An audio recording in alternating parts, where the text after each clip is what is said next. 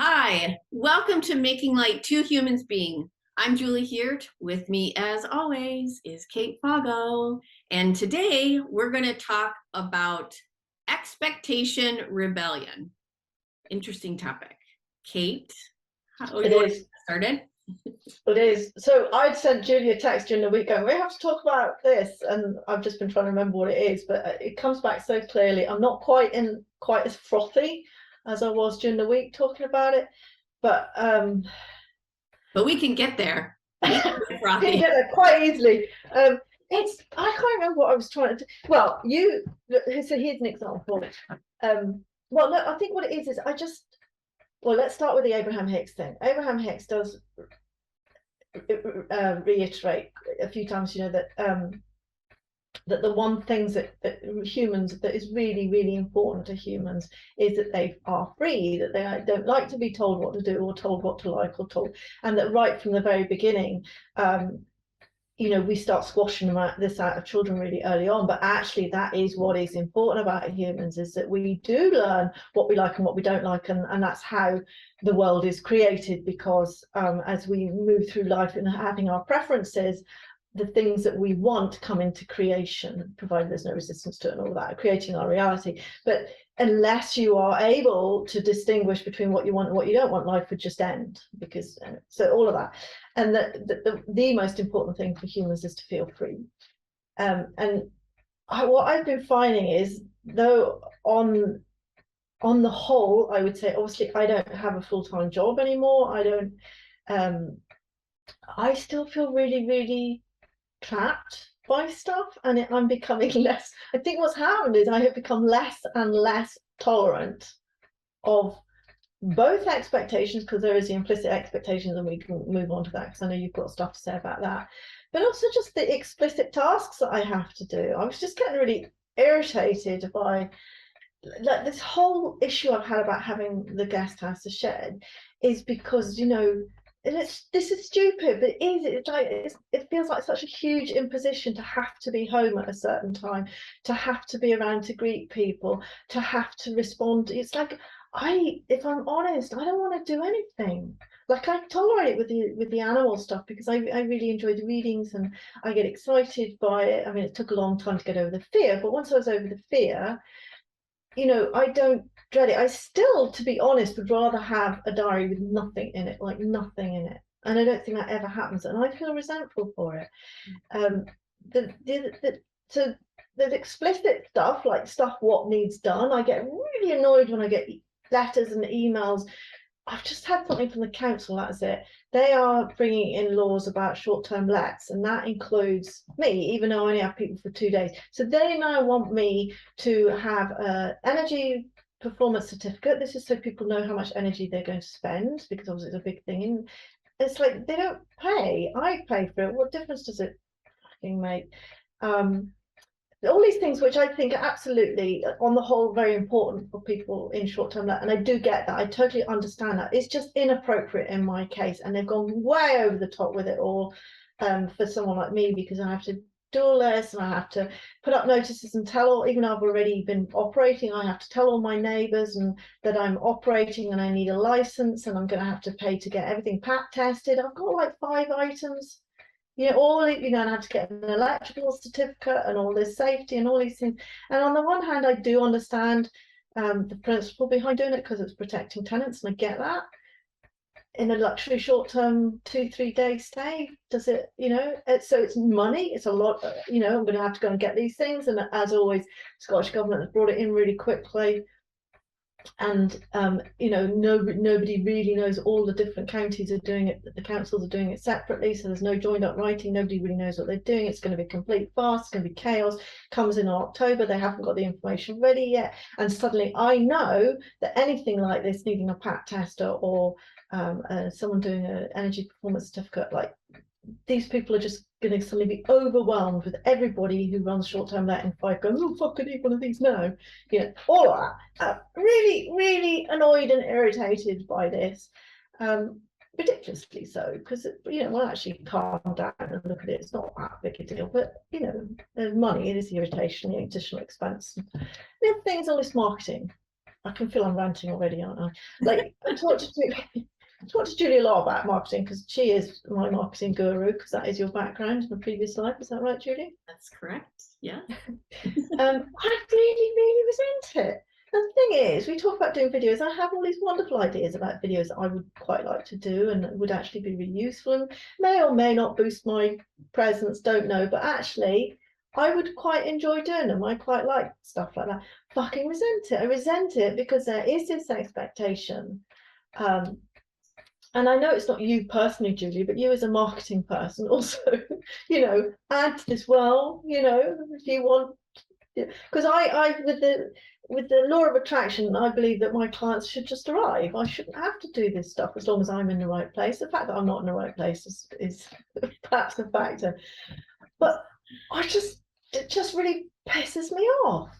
Why should I have to do this stuff? Why do I have to do little videos for people and get on TikTok and post photos? Because it feels really insincere to me to have to look at me, look what I'm doing, look what I have for breakfast, and all of that. It just really bugs me. That's it. Expectation of the world in general, and also just the cost of being in a society that makes demands on me. Really resent everything like that at the moment. In a summary. So yeah, so this seems to be a theme of late, expectations, and getting upset by them, bound by them, restrained by them. It's interesting. That's a good word, restrained. I feel very restrained. Yeah. And I know I've heard Eckhart Tolle say this, and I also think and maybe even Byron Katie, but I think one of the definitions of suffering from a Buddhist perspective is not necessarily being where you are, kind of a thing, and like wanting something that isn't there, and you can't, in the gap between the two, like sitting in between that, and like I don't have it yet and I want it, and I don't have it yet and I want it, like that's also suffering. So that's also, to me, some degree part of this as well. At least that's what my guides are telling me right now. I also think my guides are also saying, when we left our careers, you left, right? I was laid off, right? Okay, I just want to make sure I got it right. It still feels to me, and this is something that I've been looking at, because I've had my 2-year anniversary of being laid off a month or two ago. And I'm just thinking, people told me the whole time, especially right after I got laid off, make sure you take the time to disengage. And I have since given that counsel to other people, because you have to. I mean, that was a 20+ year career and it suddenly stopped. And I don't think, looking back, I actually really fully disengaged, because I went right back in doing freelance work. And then those expectations that other people had, their timelines, what they wanted to pay me, what I valued myself as, which was really low, a lot of that. And then I would get resentful and I would feel like, I just want time off. And I never allowed for that, because there are days when I look and I'm like, oh my God, like, I would love to have, I think to myself, I would love to have a week to read. And this has been a thought actually I've had like the last couple months, probably longer than that. I really would like to have time where I could just sit. I have so many books. I love books, and I just want to like play with all my books. However, any day that I actually have that capacity, I don't even give it to myself. I find ways to fill the time. I either clean the house, if it's not like a Monday through Saturday, or because I offer readings on Saturdays, but not Monday through Friday thing. I clean the house, I bake, I take walks, I put all my attention on other people like Lucas, my dog, or Brad, my husband. And I don't like go, you know what, I'm just going to stay in bed today and read my books. I say I want that, and I don't even give it to myself. And I didn't really, like I said, I didn't really even disconnect from my career. And what's so interesting is lately, I want to say like a month ago, I was doing stuff. So usually like I'm making eggs or something, like I'm doing something in the kitchen, and my guides will drop a little something in there. And the other day, this like a while, like not the other day, like a month or so ago, they like you have a full-time job again, which was my business and growing this business. And I'm like, oh yeah, I guess I do. I never thought of it. I had always thought of it as, yeah, I'm doing that, but in order to contribute, right, I had to do freelance work, and I had to do all the other, like, make sure everything was nice in the house and all this other stuff. But they were like, hello, you have a full-time job, grow the business and whatever. So yeah, so that's been a thing. I'm trying now to think, okay, what 3 things do I want to accomplish this week? And the rest of it can wait. So like, I don't clean the full house every week. I'll do like vacuum, but I won't do the scrubbing every week like I would. It's like, oh no, What scrubbing do you do? I'm floors, fixtures in the bathroom. Oh yeah, like I was every week. It used to be on Saturdays, I would do all the laundry, I would do all the cleaning, I would do all the, like, I would do all, and I had like the list like this long of all the things. And I'm exhausted and I can't do that like I used to do that. So it's now I'm just going to do these 3 things this week. And I'm practicing. I'm not saying I'm there, but I'm practicing with it. And I see stuff piling up, but at the same time, the stuff that I really want to do is finding its way through, and the stuff that I don't want ends up falling away. But it's interesting. I don't feel I'm not perfect by any means, but it's practice. So I don't know. And I really hear you about not disengaging, because as soon as I gave up my job, it became a full-time job to sell the house we were in, which meant tore all the plaster off the walls, I sanded all the floors, I redid the whole kit, and that took months, and then we sold the house, and then we were in rented accommodation, and during that time, that I should have had a month off then. We were in Crete, and I loved it up there because it's like out in the direction I would really like to go. And we were in this, like, it was like a sort of ranch house, wooden thing in the middle of nowhere. Well, it wasn't in the middle of nowhere, it was in Crete, which is just, and it was beautiful. And I took upon myself to learn a body code, and I used to do 8, 9, 10 hours of healing every single day of me, the chickens, the cat. It was a lot, and I think it was good because it taught me so much. I mean, completely over the top.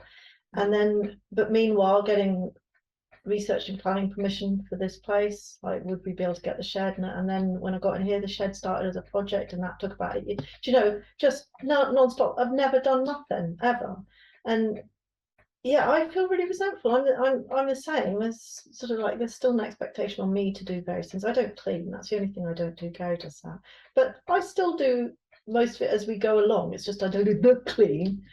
But I would still argue that I probably do 90% of everything. Yeah. And there is that expectation. My chickens, my cat, I'm the one that takes care of all of that. I do all the admin, everything, all of that.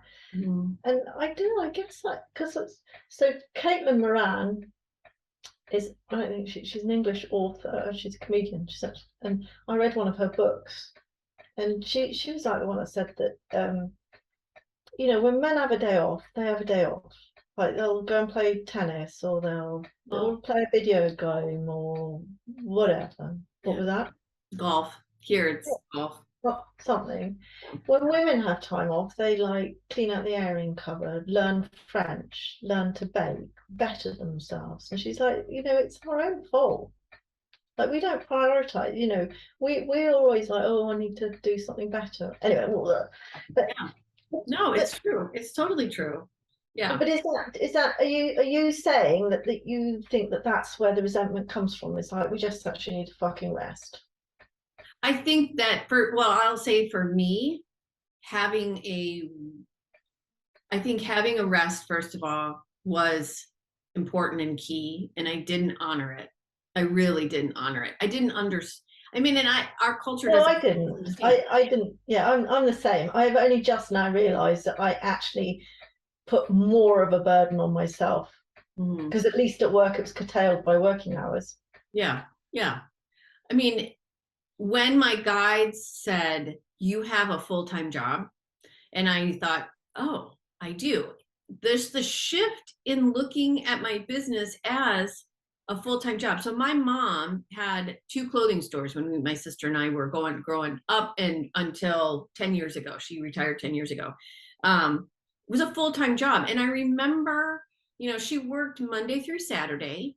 Those stores, she owned them. Those were her things. I remember my dad helping her in like getting projects done and whatever, but it evolved to the thing where mom's business was, we all orbited around to some degree mom's business, because it's what put my sister and I through school, all these different things. And so, but that for me, when my guide said you have a full-time business, I'm like, oh, that's right, I do. I didn't even look at what I want to do, which is be an animal communicator, be the intuitive coach, work intuitively, help people live their best lives. Like, I didn't even realize, like, oh my gosh. So it shifted like how my orbit goes regularly. So then I'm like, oh, I have to put this first. And I'm not saying that's not an expectation that like the universe is putting on me. I like realized, oh, this is that makes me happy. This is where my joy is. This is what I love to do. I love to sit and create content around it, share, and just have fun with it. That's me.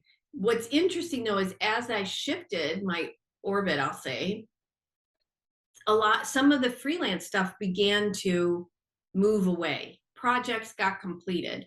I didn't then offer to do more.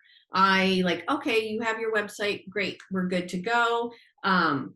This is what you can do going forward. If you need help, let me know, but I'm not out there like hustling, trying to find new marketing, because I really want that shift to happen. At the same time, on the weekends, used to be, because the house that we live in was built in 1935 and it's in really, really good shape. There's some little things of TLC, but they require some physical stuff, mostly on my husband. but it's like in this house, we're actually taking it slow. Like, we know there's a lot of things. We need to replace the toilet. There's a lot of stuff. But the financial aspect of this new lifestyle, we have a lower income. So it's actually creating boundaries for us that we can only do this month. And we can only do that in 2 months. So we have to slow back. And that's actually it's helping. Now that I say this out loud, I realize how much it's helping. My husband is reading more books. I'm not yet, but I am enjoying playing with different platforms and creation and stuff like that, which I've never even allowed myself to do. I always thought Brad was the art director, creative director. That's his background. I was account service. So I was used to managing an admin, but now I get to play in the creative, and that's actually kind of fun. But yeah, when it's interesting when people outside of where it is I want to focus want me to do something different, that's where I can feel that expectation, rebellion thing. So give an example. For example, like wanting certain people in my life wanting me to spend a day with them, but they tell me like 2 hours beforehand. And there's an expectation, because I've heard it then repeated, that I get invited, but then I turn them down. Well, I actually am a planner. I'm not a good spontaneous person. Yeah. That drives me a little wonky, because then I feel terrible. Disrespectful, because that's basically, Julie doesn't have a job, so she can just drop everything and. Well, and I also. Yeah, I get that subtext. Yeah. Gary's the same. You think, he's always appreciative. When I had to go through to Perth, for example, to pick him up, but there's no understanding that actually I could have been doing something else. Yeah. I mean, like, if I think of it, if I am working technically, I probably work 8 to 6 is really like, and I can go nonstop. I can sit here all day. I'm actually really working with Lucas right now to make sure I don't just sit here, because I'll be like, oh my God, this is so much fun, and I'll get lost in it. But Lucas has been really good. You do that every day, Julie, just creating content. No, not every day. Not every day.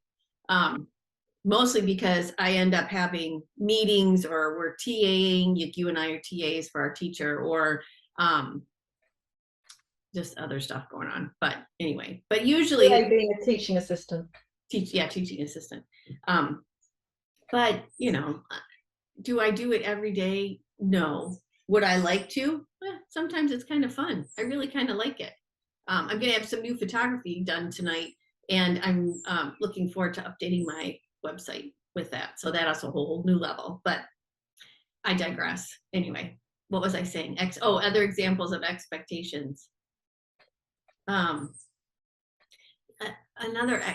there is an expectation every day that I'm busy, and that's not only put on me by myself, but also to some degree from Brad. Like, that's the first thing he asked, what all did you do today? That's the first question. And I hear that as, I better show that I didn't sit and chit chat with people, or I didn't just lounge around eating. Yeah, Gary thinks I just sit down here and chat to you guys.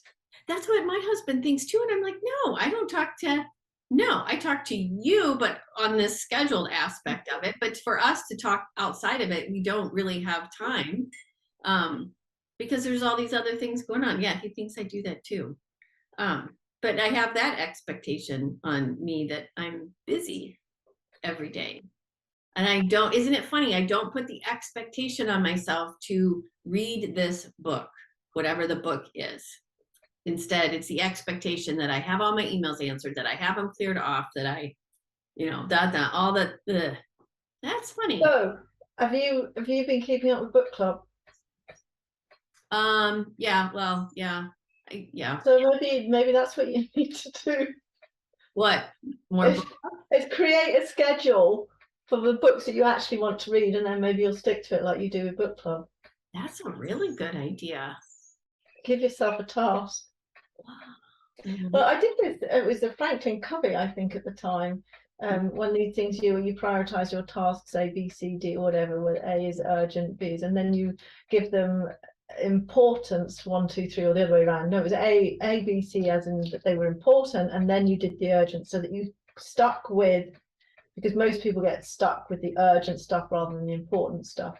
And I remember that, and the lady who took the class was very engaging, but she's made a big thing about it. She says, I even write down tasks that I've done and tick them off, because for her that's very satisfying, and I am that person. Mm-hmm. I love ticking stuff off a list, Yeah.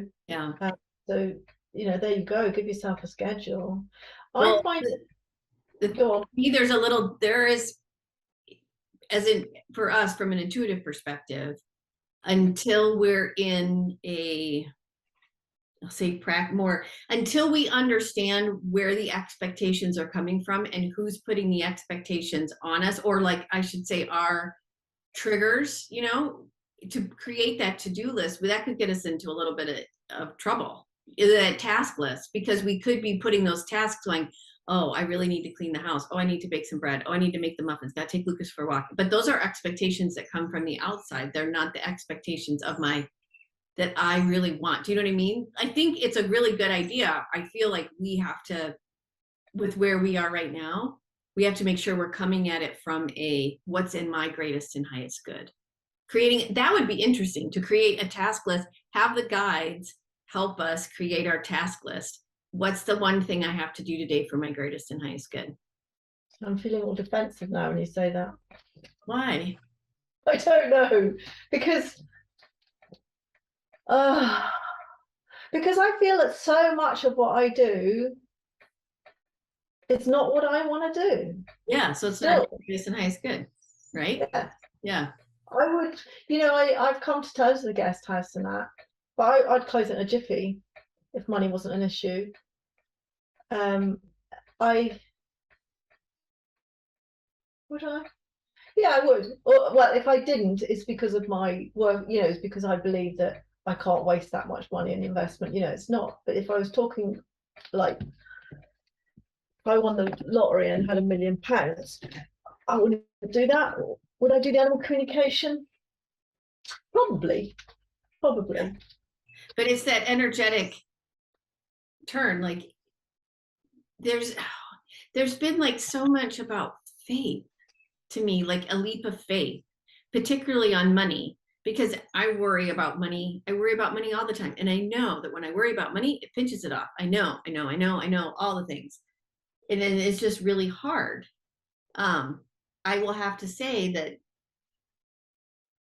it's somehow something's come through. I can't explain it. When I really need something, sometimes it's not money specifically that comes through. Sometimes it's a hint and it's like, oh, I could do that. And then it works out. I don't know. Somehow we have to, there's this. I have so much evidence of exactly what you're talking about. Things just even things like tonight I've got Danielle, I've got the class, so I really don't want the guests coming between 5 and 6:30. I mean, it's just a lesson I've had to learn. It's like, sort yourselves out if you need me, because like last time I was on the teaching assistant, my first session, so she sent out a long email. I was just sitting on really paranoid, and then the other thing in Zoom, for whatever reason, we went to gallery view and I spoke and my camera zooms out, and I have no control over my camera. So there's something in Zoom that when you become featured or something, my camera zooms out. So I'm like desperately trying to slide everything off my desk that is now suddenly visible, because I had tidied up like this. But the delivery driver came and he's like at the window there, and I'm going, I can't, like, Yeah. stuff. Just where am I going with this? I can't remember. Expectations of some kind in Oh, how annoying. Oh, it would have to be. Oh, yes, things working out. Yeah. And like I've had that, and like on days, and then the guests will message me and say we won't be there till 8. And you're like I have so much evidence of that, Julie. But it doesn't stop me. And it's funny because you're talking about money thing, like the M word. I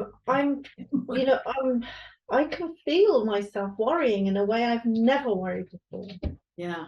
And I want to blame the rest of the world because but I actually don't listen to the news, but it's almost like just the mass hysteria about energy prices is getting to me, even though I don't watch the news. I try not to engage. I'm realizing I shouldn't even have this conversation, like, because my mind goes there, and I'm like, what the fuck? Yeah. Like, just all of that, but it just feels really difficult to resist at the moment. I know. Yeah. But we're gonna. You also mentioned that Brad and expectations on him. I don't know if you want to bring that up, or is that private? Well, I won't. Yeah, I won't talk. So once I did, he's gone through the soul level intuitive coaching program with a colleague of ours. And it was interesting because this was about a little over a year ago. He was saying something, and so I said, well, do you want me to ask the guides for a little help so that you can kind of get some clarity? So I did, and what happened was the word expectations came up, and it has a lot to do for him too about the same thing, other people's expectations, his own. Other people have expectations, and then even what he thinks their expectations are, and then even his expectations on himself based on, and it just becomes this huge ball of crap that he's constantly pushing up against. And I'll say, like, now, like, he's even doing it. He's like, last night he didn't sleep again because he's thinking so many days down the road, months down the road, maybe even years down the road, of what he wants right now, what he sees as possibly down the road. He wants it now. So there's that. But even if what he really wants happens now, what the ramifications would be. And I'm like, but it hasn't even happened. You don't even know. And it's so interesting because he really is following like Thich Nhat Hanh, and sorry to talk about you, Brad, if you watch this, which I know you won't, but I'm going to say it anyway. But that's how, Thich Nhat Hanh talks a lot about that, just being present, being where you're, like, his boss said something to him months ago about being where your feet are, which I keep reciting back to him, like, you don't know what's going to happen. So stop worrying about it. Now, I accomplished something. But that sounds like me, but I found that I talk good talking out, but actually when I am in worry, I can't get out of it. It's like, it's so easy to say all this stuff, but when you're in the grips of it yourself, Yeah. and you haven't managed to push it away. And I guess that's the momentum that Abraham talks about. Yeah. Like, it's really hard to get out of it. And I mean, she does say when it gets that bad, go and have a nap. Like, it's so difficult to reverse that momentum once it gets going, that if you can't, and that's why you don't go down the rabbit hole. Yeah. Because when you get down that rabbit hole, you can't get out. And it doesn't matter how much you know, you just can't, because momentum will just keep going. And let's face it, there's a fucking shed load to worry about if you want to start thinking about things to worry about. Yeah.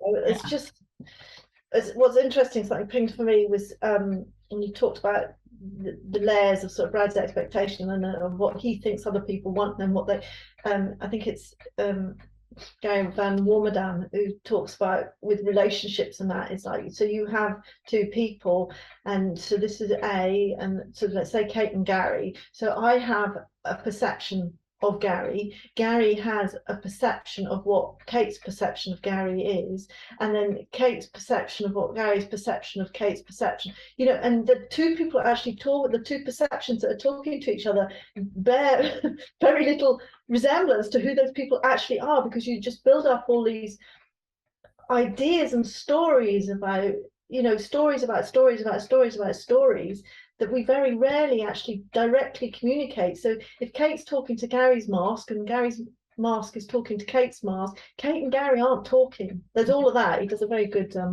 analogy of it all.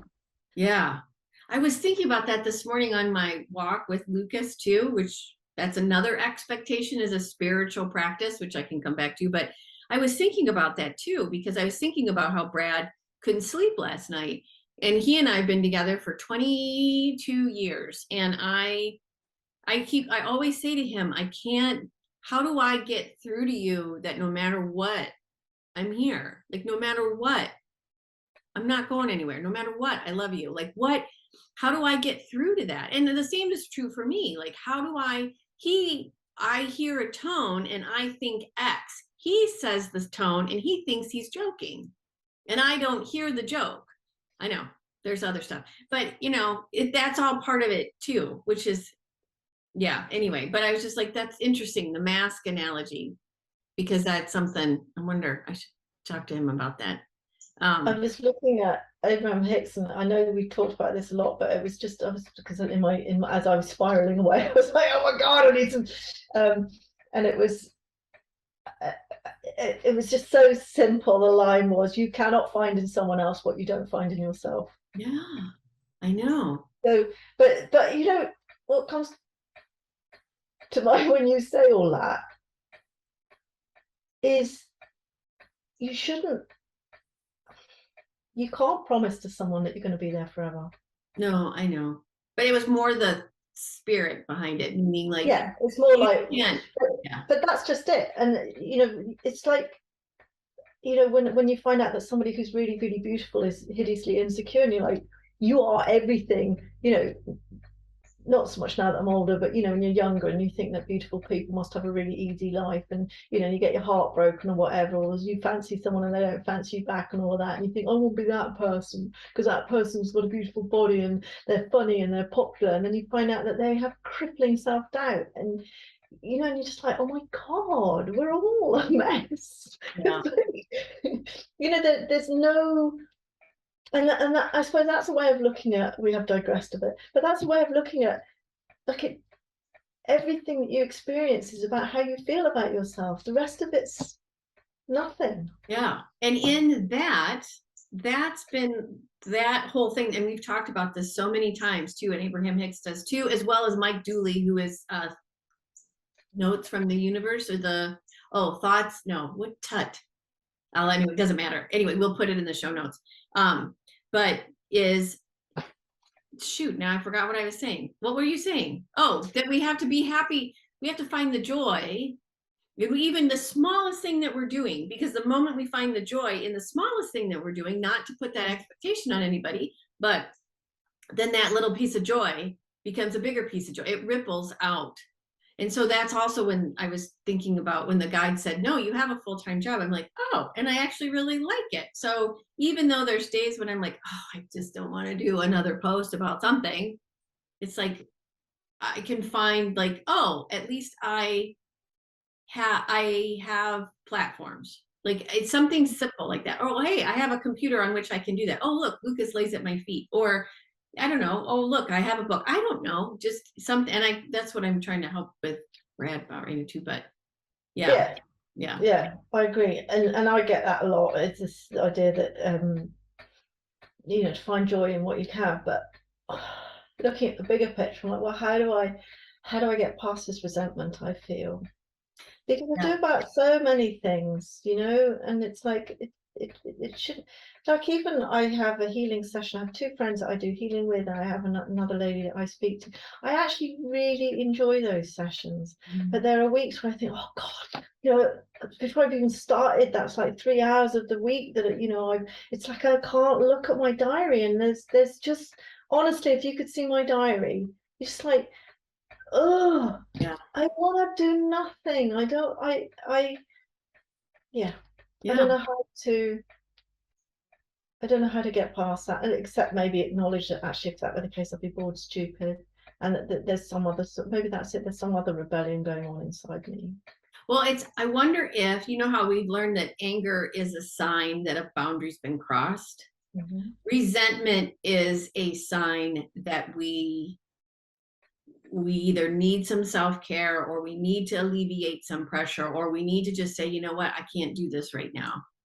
I have to put myself first. Because that little acknowledgement that we have to put ourselves first is such a big step and a big deal, because we're not taught to do it. We're not Mm-hmm. nurtured to do it. We have no support, really, if you think about it, Yeah, to put nothing. ourselves first until we Yeah, declare it, right? we are basically, from the day we are born, the expectations of other people is that we will please them, and that our job is to please them, and Yeah. we believe our job is to please them. So I agree, and actually I remember reading that it was actually the collective, who are like Abraham, a non-physical entity, who speak through Annie Francoeur, I think her name is. I'll put it in the show notes. And they said that overwhelm is a sign that you have to slow down, Mhm. because everyone makes you think, oh shit, I need to do more, I need to do more. And actually, what it's saying is, no, you're doing too much. But then we say all that, Julian, like we had a conversation earlier, and I was saying how I didn't want to apply for feature practitioner because I'm afraid of overwhelm. And we have a discussion about it, and we agree that I should do it. And then you're like, well, you know, I don't want to because I feel overwhelmed.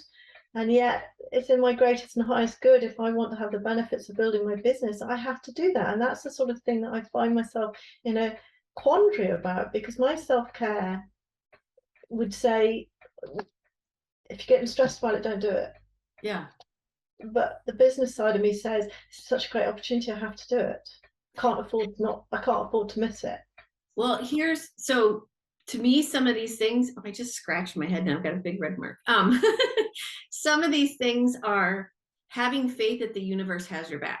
So all you're doing is applying. And you have to and here's the other thing, like I've just really tried to practice. Right now, I'm going to apply. That's it. I have no attachment to that outcome. I'm just going to apply. When I find out that I made it, at that point, other things will take place. I have faith that when I actually get it, the universe will help me sort it through. But until that happens, I don't care. Today, the only thing I want to do is apply. That's it. The rest of it, the rest of it is for me, like the rest of it builds all the expectations. Oh my gosh, what happens if I go? Oh my gosh, that's all the expectations that we build. So if we're going to rebel against those expectations, then it's the being present of today, I am just going to apply and get it done. What happens next? Someone will, the rest of it takes care of itself. And yeah, and that's that leap of faith. So I don't know. That's a thought. Thank you. That helps a lot, actually. You're welcome. I want to say that I think in some future episodes, maybe another topic would be this spiritual practice expectation, because that's something I've been struggling with and what that actually means. And then, That would be an interesting one. yeah.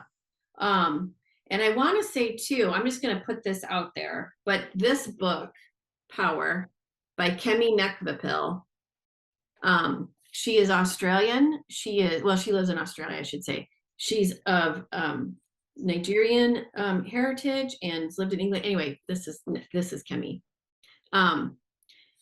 I love this woman and I love this book, and I'm not completely finished with it. There are some exercises that if you work on that, she breaks down stuff super simple as far as how it's called A Woman's Guide to Living and Leading Without Apology. So you want to talk about expectations and tools to help understand what they are, where they're creating resentment, and allowing yourself to live without apology and step into your power. I cannot recommend this book highly enough. And I want to talk about it a little bit. Not, I mean, we can here, but also just everywhere because she's amazing. I will buy the book and read it, Judy, but I need to catch up with book club first. Totally fine. I go and I would only do like the chapters are like 1 or 2 pages and there's an exercise, and I could only do a little bit a day because it makes you think. But it's so simple. It's simple in how it thinks, but the ramifications, the ripple effects, profound. I really thought, anyways, but that's another thing. But just because we're talking about rebelling against expectations, for those of you watching, this may be a resource you might want to check out. So this is such a huge topic, actually, because we haven't even begun to discuss like just fucking ridiculousness of expectations as well, just the ones that we inherit from the minute we're born, around our religion, around our gender, around what we wear, what we look like, what we eat, all of that. Just, but anyway, but it's still, I think we've wrapped that up quite nicely, Julie. Yeah. So, okay. Lovely. Yeah. So that, yeah, you're right. It's just, it is, because the only time when I get overwhelmed is because I'm thinking, well, this happens, and then maybe something else will happen, and then something else will happen, and then all of that will happen. Mm-hmm. Yeah. Mm-hmm. Okay. Thank you, Julie. Thank you, Kate. I might get that book. Hey. Wonderful topic. Lots of legs, we would say in that. You see, I knew. That's why I sent you the note, because I thought, oh, I've forgotten this, but I was just sitting in a real stoosh. Like I feel really it's like that childhood stamp in your foot. I feel, fuck, I don't want to do this stuff. Mm-hmm. I feel so trapped, and then the guilt, about, oh well, you've got quite a nice life, really, you should be happy with what, and then the old, well, you did this to yourself, didn't you? Oh, so okay, so maybe this will help. You know how I say, like, find the joy, and just even if it's the tiniest little fraction, and allow it to ripple. So in the spirit of Matt Kahn, when we feel that resentment and recognize where it's coming from, like, I see you, resentment, and I respect your power, thank you. Or just, I see you, resentment, thank you. And I see you, expectation, thank you. Because just thanking that for that flag that it threw up, there's joy in that gratitude.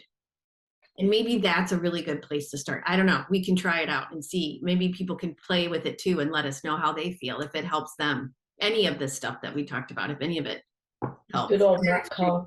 Yeah, Matt Kahn. Cool. All right. Thank you, Julie. You're welcome, Kate. My pleasure. And thank you to our, I want to say, listeners, watchers, viewers, subscribers, because subscribers do we want. And if you're not a subscriber, please click on the little bell thing below, and you will be notified of new episodes as they come up. You can also find us on Facebook and on Instagram, and you can follow us on Facebook there to get notified of new episodes as well. So thank you to our loyal subscribers, and we appreciate the comments you get. We do get quite a lot of comments, albeit privately, so I'd encourage people, please keep them coming, because it's really nice for us to get that feedback. And if you want to start a more public discussion, just put it in the comments below. We made an agreement when we started, we would not filter comments, so you can say whatever you like, and as Matt Kahn will say, thank you for your contribution. Mm-hmm. So thanks, everybody. We're here every week. I'm Kate Foggo, this is Julie Hart, and we are making light.